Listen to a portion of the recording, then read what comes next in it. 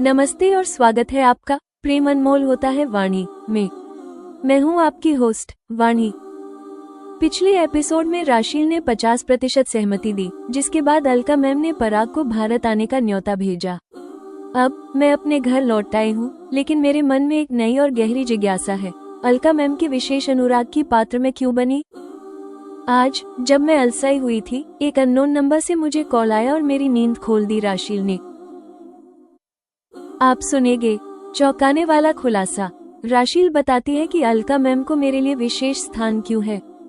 उनके एकांगी प्रेम का 15 साल पुराना रहस्य एक ऐसी शख्सियत से जुड़ा है जिस पर मुझे अपने कानों पर विश्वास नहीं हो रहा।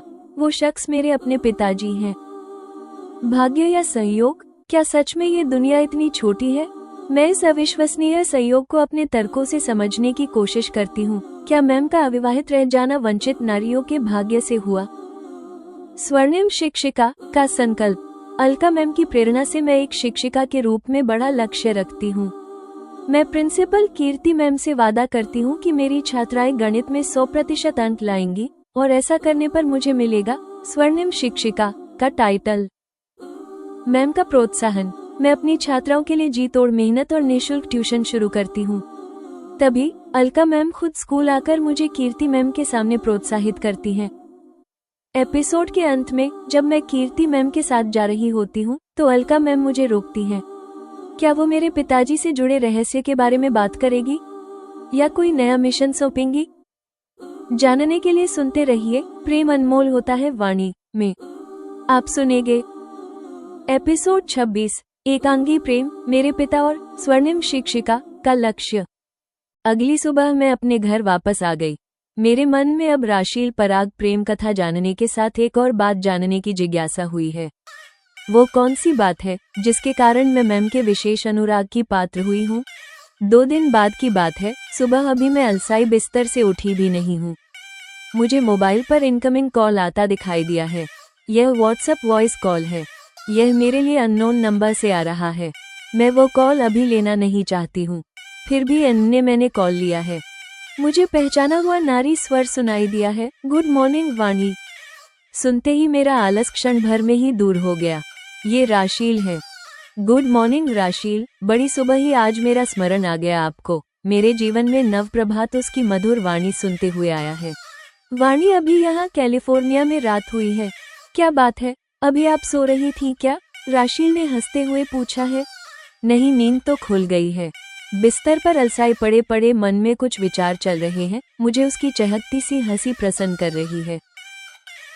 क्या विचार चल रहे हैं वो तो आप बाद में बताना। अभी पहले आप ये बताओ, क्या आपने अमेरिका आने का मन बना लिया है या नहीं? राशील के प्रश्न से मेरा आलस्य दूर हो गया है। राशील, यह इतना सरल नहीं है, फिर भी मैं आपको निराश नहीं करना चाहती। देखती हूँ कैसे यह संभव हो पाता है। मेरे मस्तिष्क ने सक्रिय होते हुए उत्तर सुझाया है। थैंक यू, कम से कम आपने ये तो कहा है। इससे ही मेरी आशा बनी रहने वाली है। अब बताओ, आपके कोमल से मन में अभी सुबह सुबह क्या विचार चल रहे हैं? राशील अपनी कह चुकने के बाद मेरी जानने को उत्सुक हुई है। राशील, आजकल अलका मैम के घर पर जब मेरा डिनर और रात्रि विश्राम होता है, तब वे मुझे आपके ही रूपांतरण की कहानी बताया करती हैं। आपकी अनुपस्थिति में हम आपकी बातें करते हैं। आप बताओ, क्या आप और मैम मेरी अनुपस्थिति में कभी मेरी भी कोई बातें करते थे? मैं अपने मन में चल रहे प्रश्न का उत्तर जानने को उत्सुक हूँ। हाँ, कभी कभी ऐसा होता था, मगर आप ये क्यों पूछ रही हो?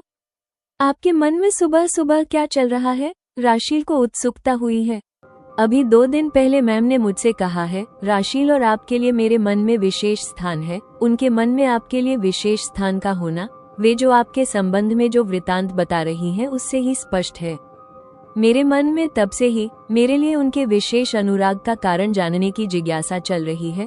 मैंने राशील को स्पष्ट बताने में संकोच नहीं किया है। यह आप उन्हीं से सुनना तो अच्छा रहेगा। यद्यपि मोबाइल कॉल में मैं इसकी एक हिंट ही दे सकती हूँ। वास्तव में अलका मैम अपने लड़कपन से मन ही मन एक लड़के के प्रति एकांगी प्रेम रखती आई हैं। तब का वो लड़का अब आपके पापा हैं। राशील ने बिल्कुल अविश्वसनीय बात बताई है। यह मुझे चौंका देने वाली बात है। यह मैं क्या सुन रही हूँ? मुझे तो अपने कानों पर विश्वास नहीं हो रहा है। मुझे हो रहा आश्चर्य मेरे स्वर से ही समझा जा सकता है। वाणी मैम, आपको और मुझे लेकर जो कहानी बनती है वह एकांगी प्रीति से भरी पड़ी है। आप मैम से ही इस बारे में सुनना, फिर जब आप अमेरिका आएंगी तब हम इस बारे में बात करेंगे। अभी तो मैं पुनः एक बार प्रार्थना करती हूँ कि आप अमेरिका आने का मन बना लो ताकि पासपोर्ट, वीसा और टिकट तय करने में सरलता हो। राशील हंसते हुए अपनी ही बात पर जोर दे रही है। मैं सोच में डूबी हुई चुप ही हूँ। ठीक है, अभी मेरा यह नंबर अपने कॉन्टैक्ट में स्टोर कर लेना। अब मैं जल्दी जल्दी आपको कॉल किया करूँगी। शुभ दिन, राशील ने कॉल समाप्त करते हुए कहा है। मेरे गुड डे कहने के साथ ही कॉल कट गया है, मगर इस कॉल से मेरे मन में विचारों की ज्वालामुखी भड़क गई है। राशील अपने पति के घर से भागकर आई तब उसे अलका मैम ने देख लिया था। राशील भागकर उसी शहर में पहुंची थी जिसमें अलका मैम रहती और उनका प्रभाव चलता है। इस शहर में अनेकों पुरुष हैं, किंतु अलका मैम का वन साइडेड लव मेरे ही पापा से है। क्या सच में ये दुनिया इतनी छोटी है? कोई यह सब सुनेगा पढ़ेगा तो इसे भारतीय सिनेमा की एक स्टोरी कहेगा। अपने वास्तविक स्वरूप में ये दुनिया इतनी छोटी कहाँ है? मैंने बहुत सोचा है, फिर स्वयं को तर्कों से संतुष्ट करने का प्रयास प्रारंभ किया। मनुष्य के जीवन में भाग्य और संयोगों का होना यथार्थ में देखा जाता है। अलका मैम से मिल जाना राशील का भाग्य है। मेरे पापा और अलका मैम दोनों लगभग समवयस्क हैं, एक ही शहर में पले और बड़े हुए हैं। ऐसे में ये संयोग उतना अस्वाभाविक नहीं है कि मैम के मन में मेरे पापा के लिए प्रेम उत्पन्न हुआ हो।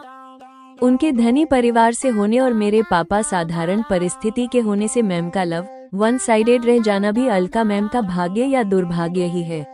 अगर अलका मैम का विवाह मेरे पापा से हो जाता तो शायद वे अपने विवाहित जीवन में बंधी रह जाती और आज जैसी परोपकारी और सफल व्यवसायी और नारी हितों की बड़ी पक्षधर नहीं बन पाती। मैम का अविवाहित रह जाना वंचित पीड़ित नारियों के भाग्य से हुआ है। उन्हें विपरीत समय में अलका मैम का आसरा मिला है। दृश्य परिवर्तन। अलका मैम मेरी आदर्श बन गई हैं। उनसे मुझे अपनी शक्ति और सामर्थ्य औरों के उत्थान के लिए लगाने की प्रेरणा मिल रही है। मैं एक शिक्षिका के रूप में मैं अथक मेहनत और लगन से अपने विद्यार्थियों को स्कूल और ट्यूशन में पढ़ाया करती हूँ। इसका अच्छा परिणाम देखने मिला है। मेरी 10वीं की छात्राओं में सौम्या ही नहीं 8 और छात्राओं के अध्ययन में बहुत सुधार आया है।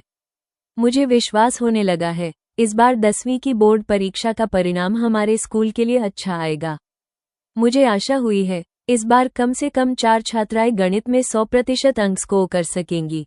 यही बात मैंने एक दिन प्रिंसिपल कीर्ति मैम से कह दी है। वाणी, अगर ऐसा हुआ तो ऐसी छात्राओं को गोल्ड मेडल तो दिया ही जाएगा। आपको भी मैं स्वर्णिम शिक्षिका का टाइटल दूंगी। मैं ऐसी छात्राओं के साथ आपको भी गोल्ड मेडल से सम्मानित करूंगी। आपको अगले वर्ष से कक्षा 9 और 10 के साथ ही कक्षा 11 एवं 12 का गणित के अध्यापन का कार्य सौंपा जाए। मैं स्कूल कमेटी में ये भी अनुशंसा करूंगी। कीर्ति मैम ने प्रसन्न होते हुए मेरे आत्मबल को बढ़ा देने वाले शब्द कहे हैं। मुझे उनके प्रोत्साहन ने आनंदित किया है। उसी दिन मैं कक्षा 10 में गणित का लेक्चर ले रही हूँ। आप में से कौन छात्राएं ये चाहती हैं कि आपको कक्षा 11 एवं 12 का गणित भी मैं ही पढ़ाऊं? अपना हाथ ऊपर उठाए, मैंने अपनी छात्राओं से पूछा है। इस पर क्लास की सभी छात्राओं ने अपना हाथ उठा दिया है। ये देखकर मैं प्रफुल्लित हुई हूँ। अगर आप सभी छात्राएं ऐसा चाहती हैं तो मुझे आपसे भी सहयोग चाहिए होगा, मैंने कहा है। बताइए मैम, इसके लिए हमें क्या करना होगा? पूरी क्लास में एक यही स्वर गूंज रहा है। आपको मन लगाकर पढ़ना होगा। 2 महीने बाद होने वाली बोर्ड एग्जाम में आप में से कम 5 छात्राओं को गणित में पूरे 100% अंक प्राप्त करना होगा। मैंने उनके सम्मुख लक्ष्य रखा है। मैम, मैं भरपूर कोशिश करूंगी, सौम्या ने घोषणा की है।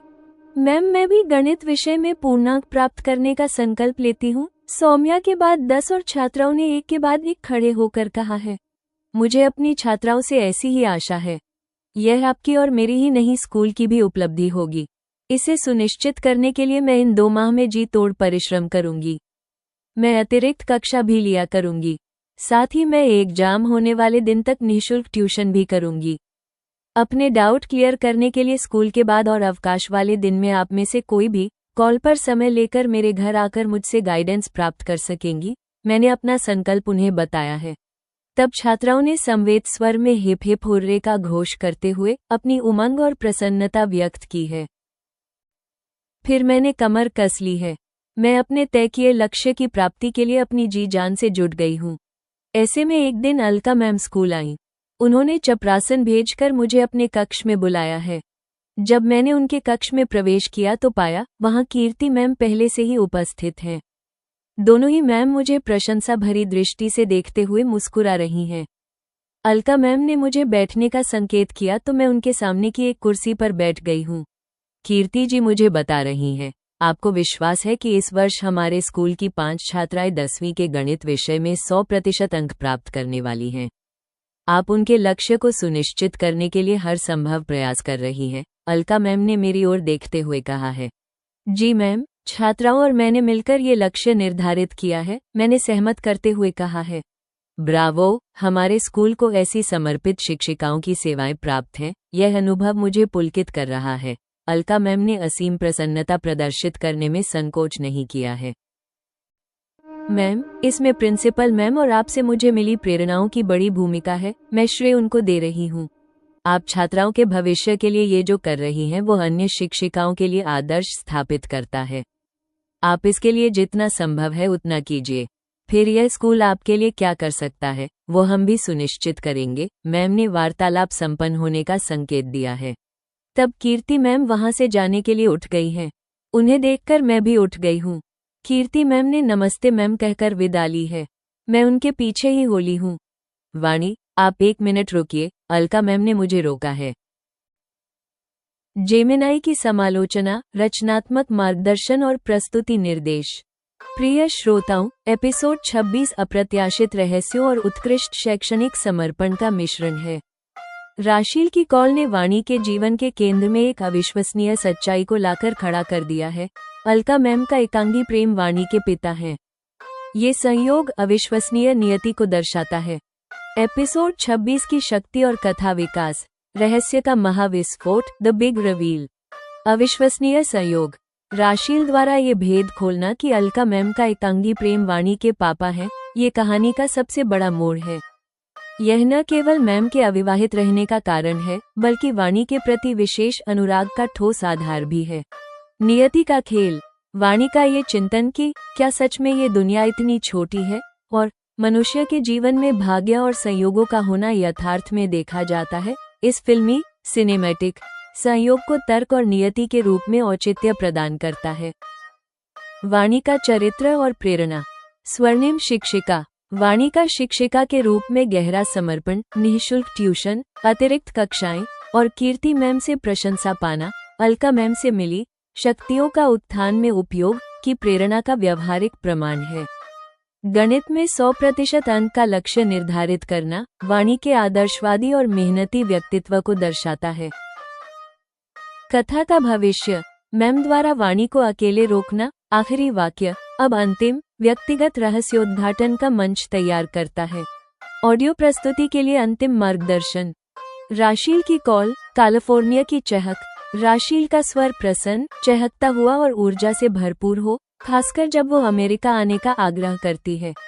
रहस्य का प्रकटीकरण।